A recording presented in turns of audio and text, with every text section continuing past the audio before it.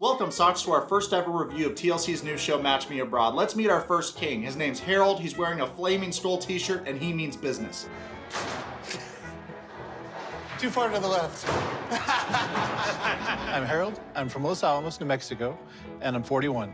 Perhaps at the end of this video, we call our good friend David Murphy and let him know that he's got bowling competition. On a serious note, you know who Harold kind of reminds me of? Is Stevie from Eastbound and Down. Hopefully I can be your Kenny Powers and, like Kenny, be a positive influence in your life, man. Harold tells the audience that he considers himself a dreamer and he has his head in the clouds a lot, which is relatable. While Harold and his friends are taking a break from bowling in order to snack on some pizza, his friend asks how his apartment is coming along. Harold responds that the apartment is coming along nicely. He has multiple desks so that he can draw. He has his TV set up and most of his clothes are put away. Cutscene to Harold giving us a tour of his apartment when I spy with my little eye little figurines of Cartman and Kenny from South Park. Yeah, I like those. Those are cool. It's actually refreshing to have a cultured person for once on one of these trash TV shows. This is my quaint little antique classic Los Alamos apartment. Harold tells the audience that he's about this close to living the lifestyle he's always wanted. He says, I have friends, a cool apartment. The only thing I'm missing is true love. When Harold's rocking his little bow tie, he reminds me of the penguins from Mary Poppins. It's almost like one of those penguins made a deal with Melissa McCarthy and turned into Harold. Harold had about 5 outfit changes during his intro, which is smart to give the ladies different loadout options. I see you, Rizzler. Let's come over here to my art desk for display. This one is Prismacolor, and it's one of my finer pieces.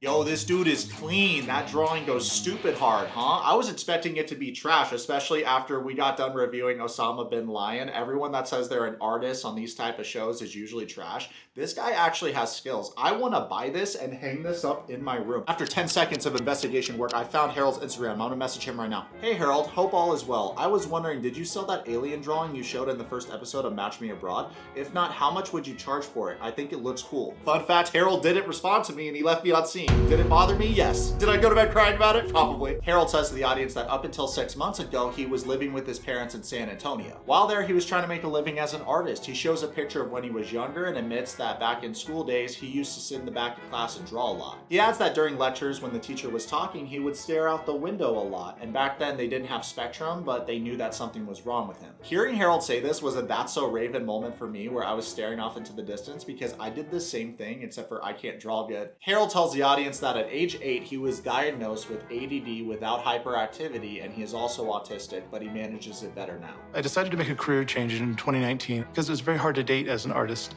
especially a starving artist. And now I'm a radiation protection tech, so I keep people safe from unexpected doses of radiation and contamination. Before we continue reviewing this trash TV show, I'd like to tell you about today's video sponsor, Rocket Money. Rocket Money is an all-in-one personal finance platform that helps you save more and spend less. This personal finance app allows you to manage subscriptions, lower bills, build a custom budget, and grow your savings all in one place. I mainly use Rocket Money to identify any reoccurring charges and cancel any subscriptions that I no longer want. Navigating through the Rocket Money app shows me why it's so popular because it's a smooth and enjoyable experience. The app also alerts me if any important changes come up that will affect my credit score, while also providing helpful tips for how to improve my credit score overall. Other than credit, Rocket Money is great for monitoring my budget as well. With Rocket Money, I can set goals, get notifications if I'm passing them, and get helpful visuals when it comes to my spending power. And these are just a couple of Rocket Money's super helpful features that will help you save more and spend less. So join the over 3.4 million members using Rocket Money today. Download Rocket Money and unlock more features with premium. Go to rocketmoney.com/yourwetsock or click the link in the bio of this video.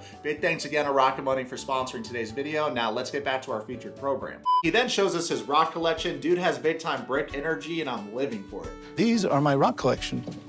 If I ask a pretty woman to come see my rock collection, it's to come see this.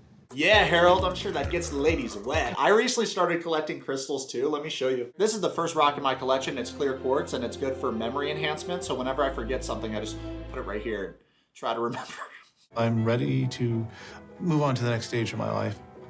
And I'm hoping to find my better half and to get married as soon as possible. Whoa, let's slow down there, Speed Racer. You should allow room for yourself to grow as an individual and for you and your partner to grow together in a relationship before you get married. Usually when people rush into marriage, they rush into divorce. Next, we see King Harold scrolling through conversations he's had with women on his phone. Harold says, this girl's a catfish, and this other girl I was talking to for a couple months. When he says this, I'm smiling ear to ear because even Harold could recognize a catfish, but Tyree couldn't. What if, like, Carmela was, like, in prison or something? Yeah, you're delusional. Harold says his love life, especially the past 5 years, has been quite painful. And in typical guy that goes on these types of shows fashion, instead of looking inward and saying, what can I do better on dates, or how can I be more attracted to women, he instead thinks that the problem lies with American women.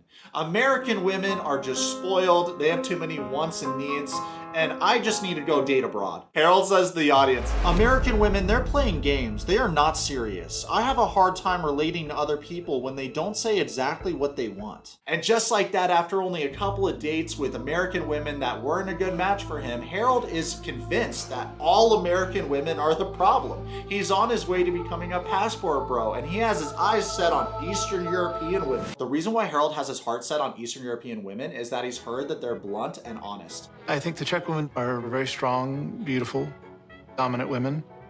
I feel that I'd make a good partner for them because I'm more of the passive type. No talking unless I say. Another reason I chose Prague might be because I love tall, sexy blondes.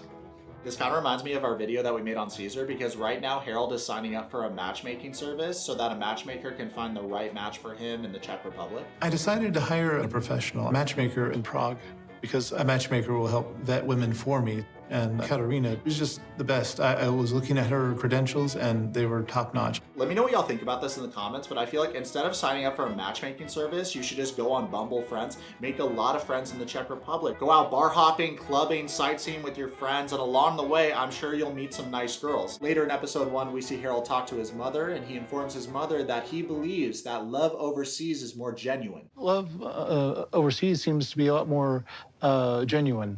They're more serious. Earlier, Harold basically called American women immature, but he's been babied by his mother just about his entire life. He just recently moved out on his own for the first time, and he's in his 40s. This is the first time I've had my own place. And this is going to be the first time I've seen my mom since I moved out here to Los Alamos 5 months ago.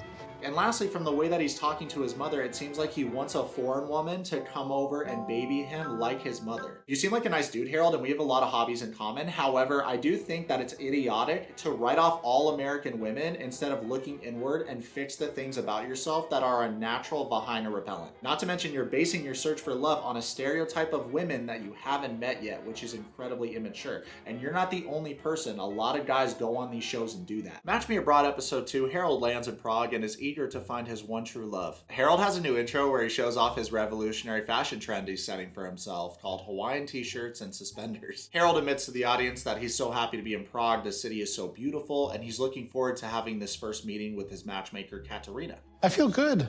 I am energized and I'm just so excited to meet my matches later. Don't worry, you will meet your dates very soon. Katerina goes on to say to the audience that in Czech Republic, people aren't as open to talking about whether they're on the spectrum or not. However, she does add that she has a lot of experience working with autistic clients. Katerina says, "Usually what I do with autistic clients is exactly what I do with any other client. I will give them what they want. Tall, athletic, blondes in Harold's case. And then if it doesn't work, I will give them what they really need and what they deserve at the end of the day." Is this woman playing games or what? Let me know what y'all think about this in the comments. But if I'm paying a matchmaker to find the right match for me, the very least I would expect is transparency. Seems unprofessional for a professional matchmaker to set her client up with a woman that fits his physical type, but they have nothing in common. The minute this blonde girl showed up on the date with Harold, the whole audience could tell that she wasn't interested in him romantically. At the end of the day, it's the matchmaker's job to find the right match for their client, not teach them a lesson. And as a professional matchmaker, every single date that you send your client on should be with someone that's compatible for him. She has only dated players and cheaters, and she's just sick of it. And you are definitely a different type of guy. Interesting. So you knew that Harold wasn't this woman's type before you sent him on the date with her. Harold says to the audience that dating on the spectrum isn't easy because he has to work really hard to be understood and also understand the person that's speaking with him. Katerina then advised Harold to work on active listening, but he admits that this is a skill he isn't very proficient in. Harold goes on to say that he hopes he can work on his listening skills and eventually attract a woman that loves him for him. After Harold leaves this conversation with his matchmaker, the next time we see Harold is on his first date, which blows my mind because what is the show essentially? a show about cast members that are so dog water at dating here in America that they have to hire a matchmaker in a foreign country to help them date girls in that country. Look, I'm not a matchmaker or anything, I just happen to have a brain. Step one should be figuring out what is wrong with your client and what they're doing to self-sabotage their dates. And step two should be having conversations with them and preparing them for success before their first date, something that his matchmaker didn't do, and he's giving her money to do this. This time, I'm hoping for a relationship that will balance the physical and the intellectual side, where we can be friends and hang out and do fun stuff, and then be very sexual, I guess.